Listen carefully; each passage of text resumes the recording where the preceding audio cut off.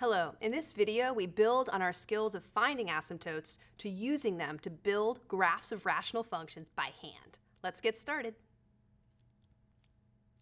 So recall that asymptotes are the first and foundational thing that we need to have the ability to find in order to sketch the graph of a rational function. Besides that, the next thing you're going to be looking for in addition to your asymptotes will be your intercepts. So from your basic algebra, do you remember how to find intercepts? If not, go back to your notes and make sure you are very strong at this skill. Basic idea, to be an X intercept, Y has to be 0, and to be an X intercept, X has to be 0. Finally, once you have intercepts and asymptotes, you're going to use some test points. You're going to pick random inputs for X, put them into the function, get the output to determine where the graph is in that region. That will allow you to sketch your graph. So that is our 4 things we're looking for: vertical, horizontal asymptotes, X, Y intercepts, and test points. Take a look at this example with me and maybe even practice with me as I go. F of X equals X plus 3 over X plus 2. Notice this nice rational function.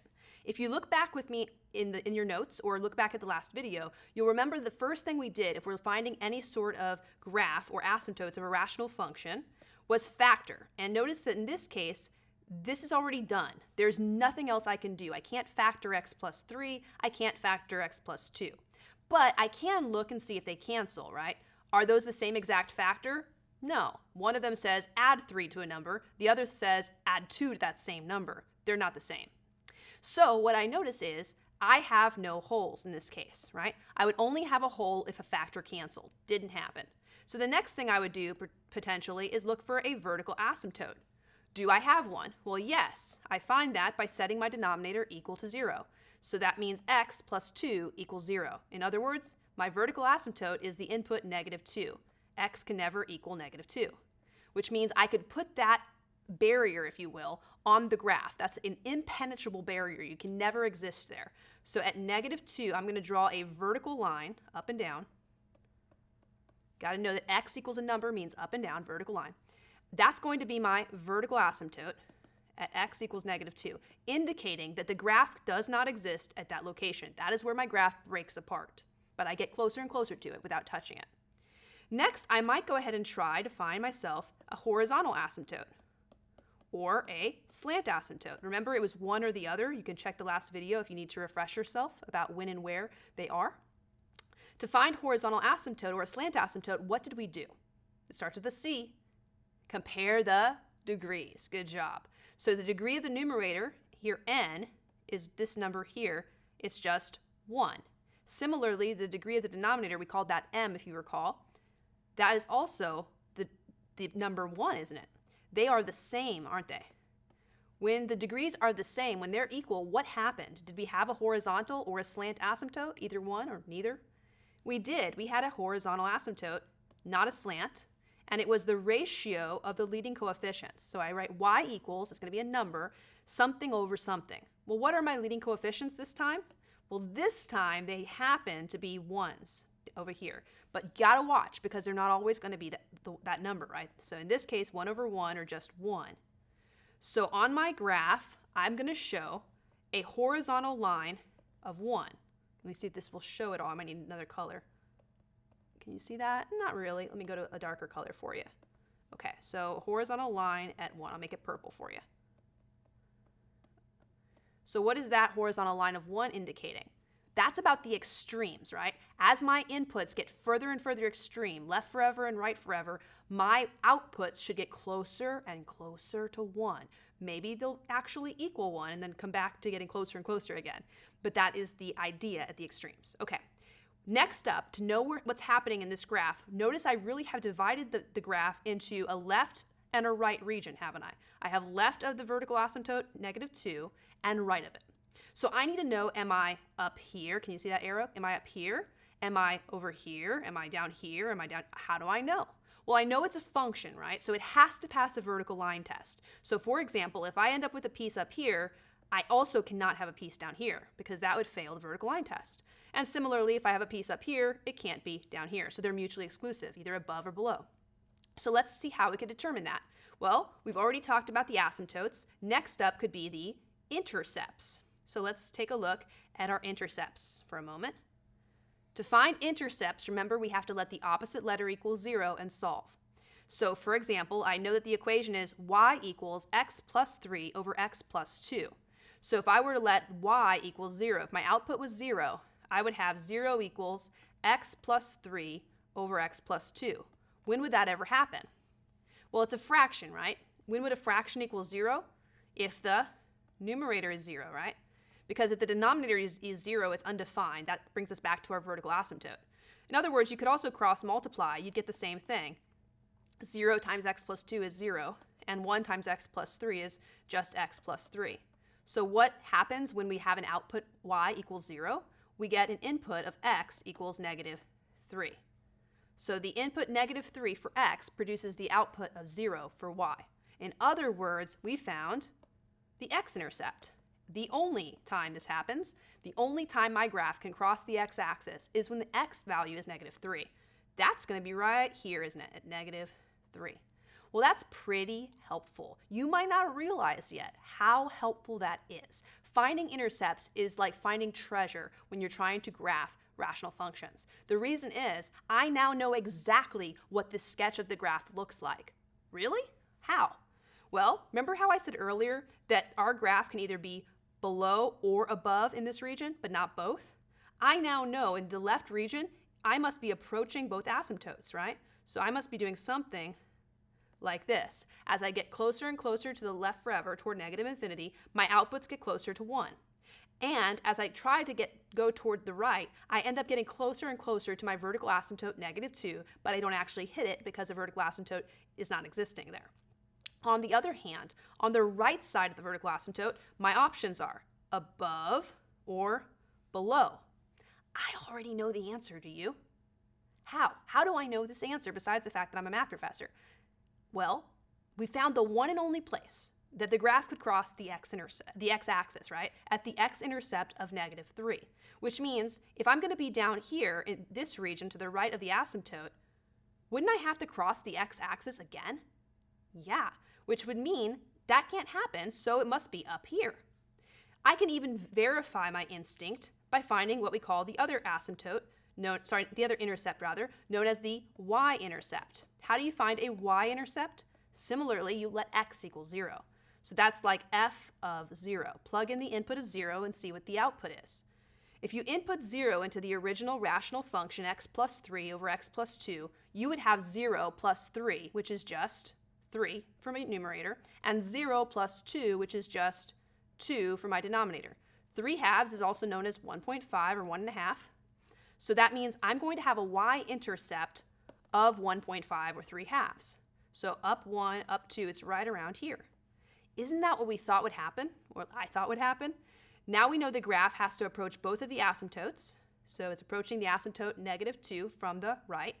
And we have to approach the horizontal asymptote of 1 as we go toward the right forever.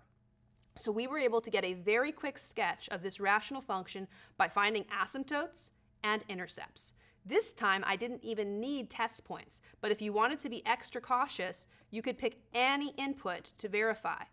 So for example, if I wanted to see, am I really up here? What happens at x equals 1? Well, plug in 1.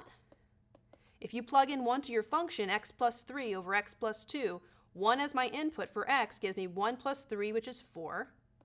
And 1 as my input for x in the denominator would be 1 plus 2, or 3. That's 1 1/3. Hey, that is a little bit above 1. So that is making sense. Okay, so at this point, I would encourage you to do two things. First, check out the Desmos link on the interactive notes and see this graph in a much nicer visual than the one that's on my screen right now. 2, erase everything or pause everything, go back and try this example on your own before you go to the next one, okay? And when you're ready, you'll meet me at example 2, I believe, or example 1 is numbered. In example 1 here, we are given f of x equals x minus 1 over x squared minus x minus 2. Before you begin, what's the very first thing I'm going to do? You're right, always factor. So again, feel free to pause the video and factor if you haven't already done so.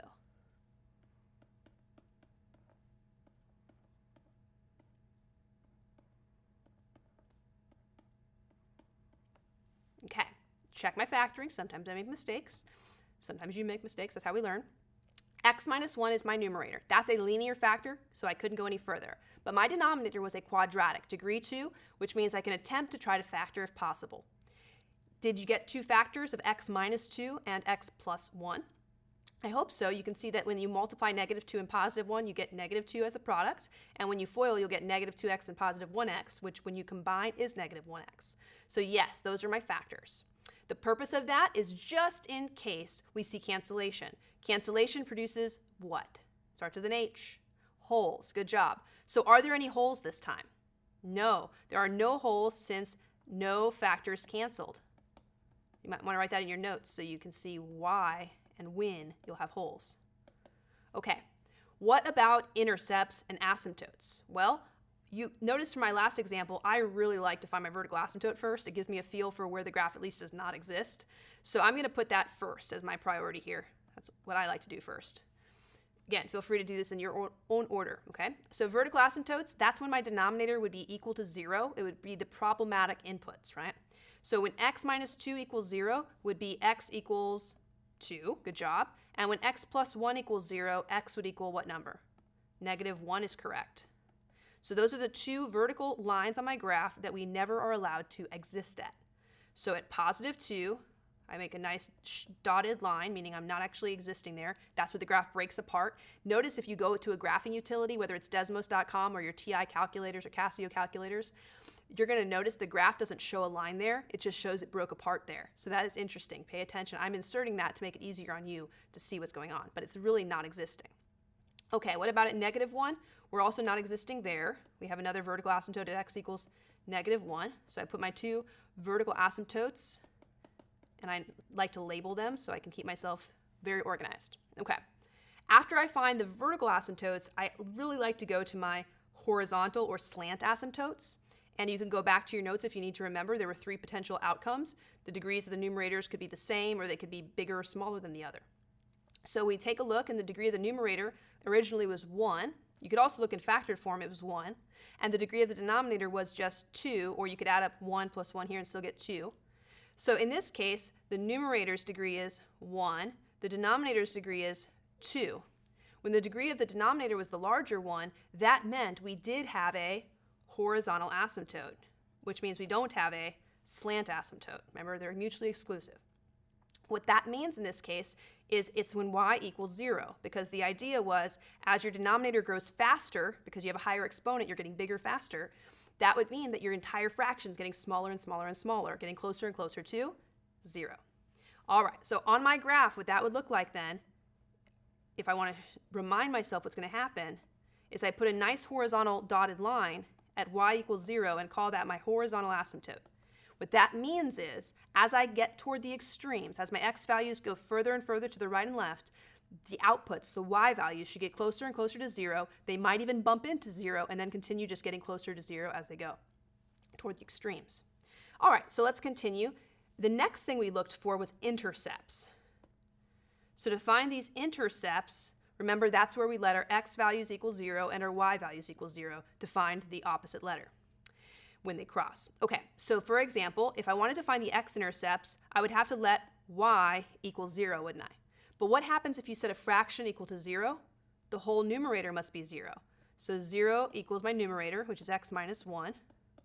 So the only time we get an output of 0 is if the numerator is equal to 0, which means the numerator x minus 1 equals 0, so x equals 1. So x equals 1 is the input, which allows the output to be 0. So at 1, that is our x-intercept. So I put that on my graph. Okay. I have an idea of what's happening, but I'm probably going to need some test points in a few moments. What about for my y-intercept? So that was my x-intercept. And sometimes it'll be the same, by the way. If it's the origin, that would be both on the x and the y-axis, so be aware of that. That can be kind of strange for students. Well, if I want to find the y-intercept, I would let x equal 0. So that would be f of 0 in my function's equation. So let's input 0 for x, 0 minus 1 in my numerator, 0 squared, I'm just going really detailed for you, minus 0 minus 2. Feel free to do that in your head if you don't want to write 0 and 0 and 0. You'll end up with a negative 1 for your numerator, and for your denominator, a negative 2. In other words, a negative over a negative is a positive. So don't you get that your answer for your y-intercept there is at positive 1/2, which would look like around here. Okay, so it looks like positive 1/2. I'll erase that, clean it up for you. So 1/2 is my y-intercept. Okay, so now I have an idea of what's happening at least in between my vertical asymptotes. Do you have an idea? Yeah, wouldn't it have to be going something like this potentially? Has to be getting closer and closer to that vertical asymptote of x equals -1. But what I don't know is if I'm turning around after I hit x equals 1 and I'm going up toward the right, or if I'm going down toward the right. I don't know that, so I will need a test point. So what's a point between 1 and 2? Well, you could test 1.5 or 3/2. And if you input 3/2 for this one, I think I already did it for us. Let's see, yes, I end up getting a negative result. So you can check it out yourself. But what I mean by inputting that is you're going to type in 3/2 or 1.5 as your input. You're literally going to replace every x with 3/2 or 1.5. If I get a negative result, that means I'm somewhere down here, right, in the negative side. So I can now draw my curve like that, okay? So you're going to get just a positive or negative. That's all I need because I want to know am I above or below 0. Continuing, I could also pick a test point. For example, what's a point in this region to the right of x equals 2? How about 3? Yeah, when I plugged in f of 3, guess what I got? F of 3. You can try it yourself. That would be 3 minus 1, which is 2. 3 squared, which is 9, minus 3, so 9 minus 3 is 6, and 6 minus 2 is 4. So I end up getting a result after reducing. F of 3 just becomes positive 1/2. Okay, so that was this number. So if we're up here, don't I know what's happening on this part of the graph, on the right part of the asymptote x equals 2? Yes, I'm approaching the asymptotes of x equals 2 and the y equals 0, okay? There's only one more piece of the graph to check on. That's to the left of the vertical asymptote x equals -1. What do you think I'm going to do? That's right, pick another test point.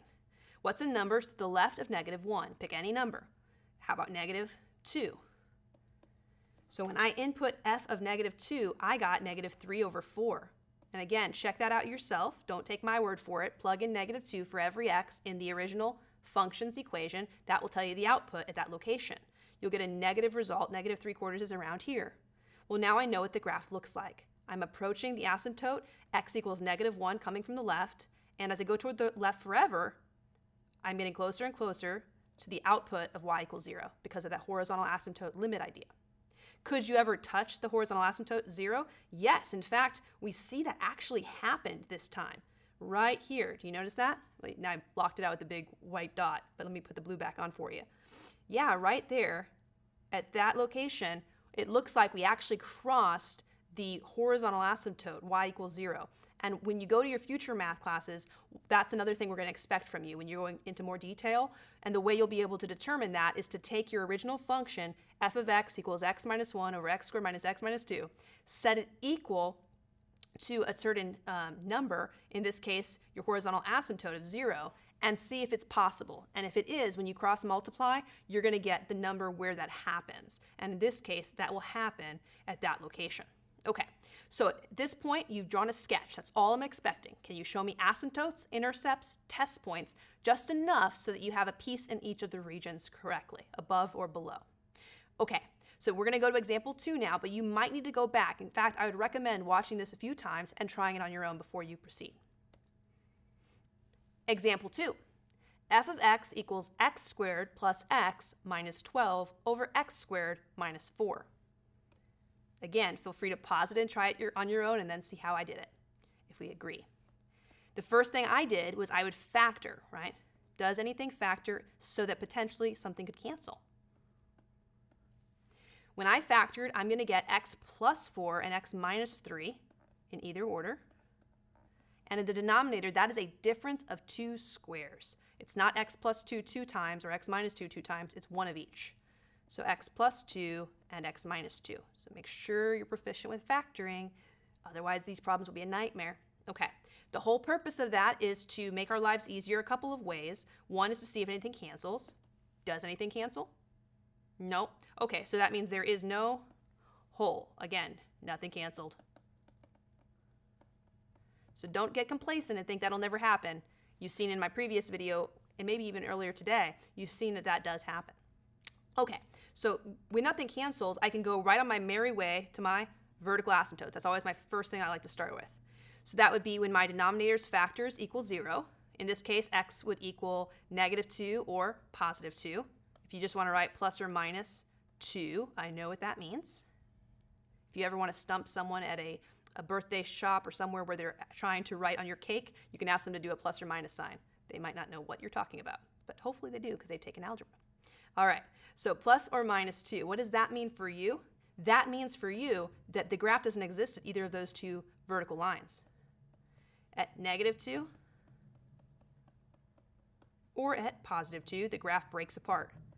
This one looks very symmetrical. We haven't talked a lot about symmetry, but prior to having graphing technology like Desmos.com and your calculators, people relied heavily on symmetry. If they saw, for example, y-axis symmetry, then once they had one quadrant, they had another quadrant. And so it made their life a lot easier. So if you notice symmetry and if you review your symmetry notes, that can save you a lot of time when you're doing these by hand. Okay, so the next thing I check is, do I have any horizontal or slanted asymptotes, oblique asymptotes? So to do that, I compare my degrees. In this case, the degrees appear to be the same again. So degree 2, degree 2, they are the same degree. And if they're the same degree, that meant we do have a horizontal asymptote, which means because they're mutually exclusive, you can't have both at the same time, there is no slant or oblique asymptote. What did we do when we had the same degree? We got a ratio of the leading coefficients. Good job. Again, I don't want you to think the answer is always 1, but in this case, it just so happens that the leading coefficients are both 1. Okay, so if they were different numbers, that would change things. 1 over 1 is in fact the number 1. So I think we've seen one of these before already. At y equals 1, we could indicate this horizontal asymptote is our limit that we are approaching as we go toward the extremes. Okay, so y equals 1, x equals -2, x equals +2 are on the graph. Okay, what was next? That's right, we were checking for intercepts. Do we have any? So to check for intercepts, what do? That's right, we're going to let x or y equal 0. For example, if I let my output y equal 0, f of x equals 0, that would mean the entire numerator must have been 0 in order for that to happen. So I would set 0 equals, to my factored version's easier, x plus 4, x minus 3 numerator. Now I have a product equals 0, so that means one of these factors would have to equal 0 at least. So either x would have to equal -4 or x would have to equal 3 in order to produce a numerator of 0, which would produce an entire function's output of 0. Okay, so at -4 and +3, those are the only two places where my graph can touch the x-axis. Those are my x-intercepts. So a lot of students, I see this on handwritten tests and on internet-based tests, students won't know what they're finding. They know they're doing something, but they don't know what they're doing. In this case, -4 and 3 are not just random things. Those are the only two places where your graph can touch the x-axis. Make sure that concept sinks in with time. So at -4, that would be around here, and +3, 1, 2, 3, around here. Okay, so that's my -4, my +3. Well, already I know, for example, that the graph cannot cross any of the values between the two vertical asymptotes, because that would be another crossing of the x-axis. So that's pretty helpful. So I have a pretty good idea that the graph is probably up here in the middle, in between the two vertical asymptotes. I'm going to test it, of course, but I have a pretty good idea about that. I also already know what's happening on the left and the right. Maybe you can tell as well. The graph has to approach the asymptotes, right? So as I go toward the right, I get closer and closer to that vertical asymptote of x equals -2. But as I go to the left forever, my outputs are getting closer and closer to the y output of 1, my horizontal asymptote. They could actually reach 1 and bounce off, but we don't have to find that for a basic sketch. Similarly, on the right side of the asymptote x equals +2, we have to be approaching that asymptote as we try to go to the left, and we have to approach the output of 1 as our x values go to the right forever. So really the only question that I'll need test points for is between the two vertical asymptotes, -2 and +2. And what I notice is that if I pick numbers like -1, +1, those would be great numbers to check. So let's take a look. F of -1 and f of +1, what's happening? So let's go through this one real quick, maybe just one of them. For -1, for example, watch your parentheses. A lot of students struggle with this. -1 is getting squared plus -1 minus 12. I'm doing the original version. You could have also done the factored version. And then we'd have -1 getting squared minus 4. What happens here? Well, a negative times a negative is a positive. If you ignore the parentheses and put it in your calculator incorrectly, it will tell you the answer is -1, but you know better, it's +1. 1 minus this 1 is 0, and I end up with a numerator of -12. So there's my numerator for that output. For the denominator, -1 squared again is 1. 1 minus 4 is -3. So I'm ending up with -12 divided by -3, which is +4. So the output at the input -1 is a +4. Well, that's going to be 1, 2, 3, 4. Hey, that's good news. That's what I was expecting. What about f of +1? Well, notice that almost the exact same thing happens if you insert a +1 here instead. You'll still get a 1, but here you'll get a +1 minus 12.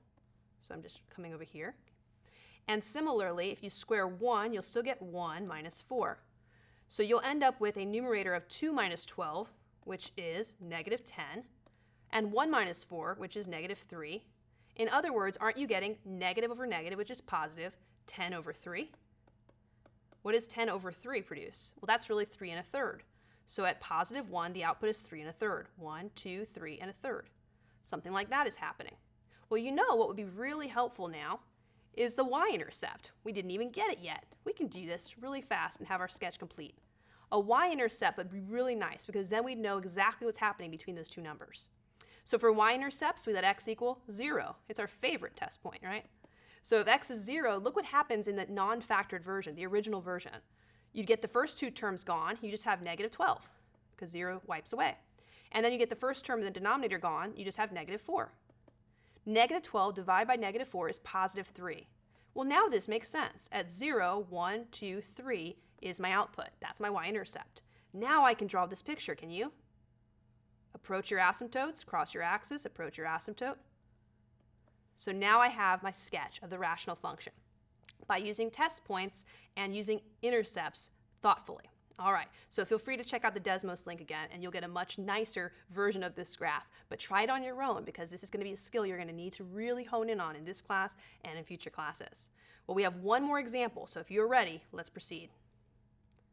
Sketch the graph of f of x equals x squared plus x minus 30 over x plus 6. Another nice rational function. I encourage you to try it on your own. There's a little twist here, but this is a fun one. When I factor, I got x plus 6, x minus 5 over x plus 6. Is that what you got? Okay. Now, what's really interesting here is that something cancels. We haven't seen that in a while, right? So if x plus 6 is the same factor on the top and on the bottom, that meant something. What does that mean?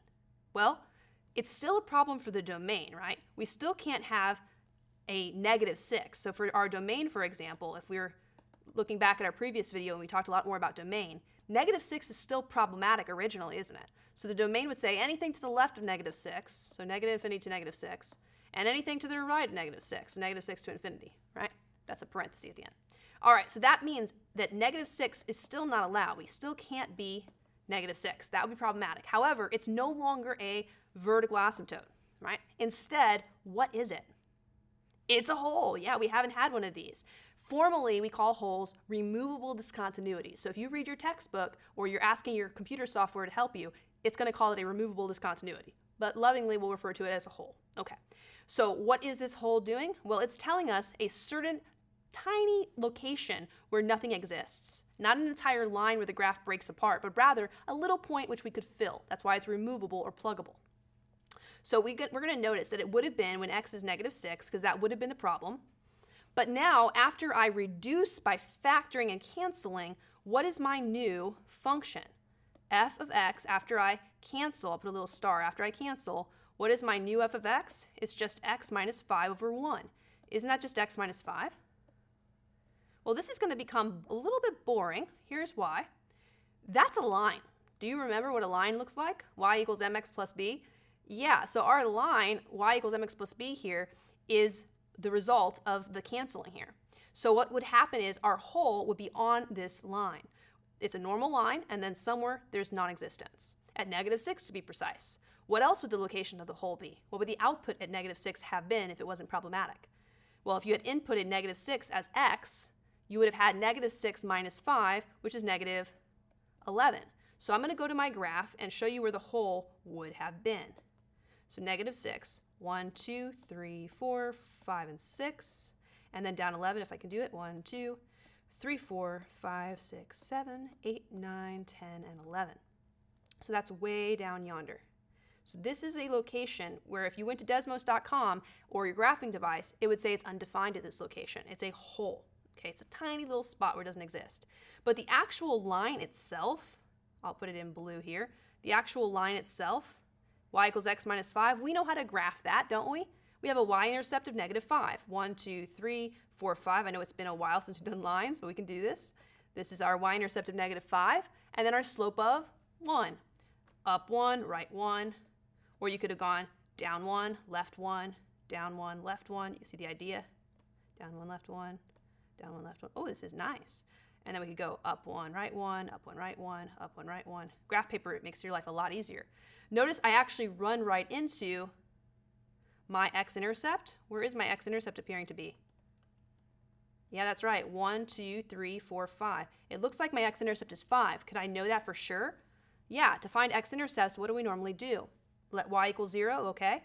So if you were to let y equal 0, 0 equals x minus 5 after you've canceled. So x does equal 5. That is the x-intercept that we were expecting. Great news. So now we have the graph. Notice it also would continue after that hole. So the domain would be any input except for -6. At -6, -11, we have an undefined spot. This is our hole. Now, there's one other thing that we normally look for. It's not as important because this is pretty much graphed. Like, this is all there is, right?